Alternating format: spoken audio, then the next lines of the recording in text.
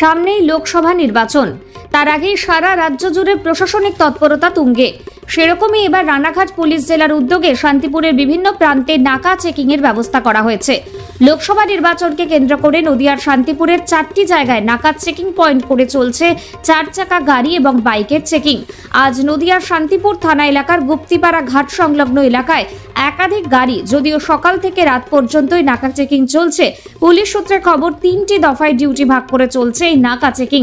যদিও ভোটের আগে এই নাকা চেকিং হওয়াতে ভোটের সময় অপ্রীতিকর ঘটনা এবং বেআইনি অর্থ, অস্ত্র, মাদকদ্রব্য বিভিন্ন জিনিস লেনদেন অনেকটাই রোখা যাবে বলে মনে করা হচ্ছে। দাদা, পুলিশের তরফ থেকে নাকা চেকিং করা হচ্ছে ভোটের আগে, কি মনে হচ্ছে, কতটা কি মনে হচ্ছে যে এই ভোটের আগে নাকা চেকিংটা কতটা দরকারি বলে মনে করছে? খুব দরকার, ভোটের আগে নাকা চেকিংটা খুবই প্রয়োজন এবং আমাদের প্রশাসন যেটা করছে খুবই ভালো করছে। দফায় দফায় বা প্রত্যেকটা জায়গায় যে নাকা চেকিংটা হচ্ছে খুবই ভালো।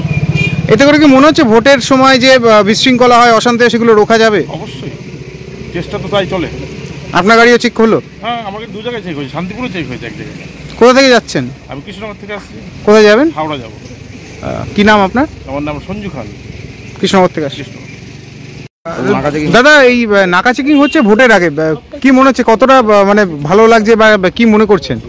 অবশ্যই ভালো, যাতে কোনো অশান্তি গণ্ডগোল না হয়, যার জন্য এই নাকা চেকিং করা আমাদের মনে হচ্ছে যে এই নাকা চেকিং এর মাধ্যমে অনেকটাই মানে যে বিশৃঙ্খলা যেগুলো ভোটের সময় হয় সেগুলো রোখা যাবে। অবশ্যই। কোথা থেকে যাচ্ছেন আপনি? আমি কৃষ্ণনগর থেকে আসছি। কোথায় যাচ্ছেন? আমি যাবো হচ্ছে হাওড়া।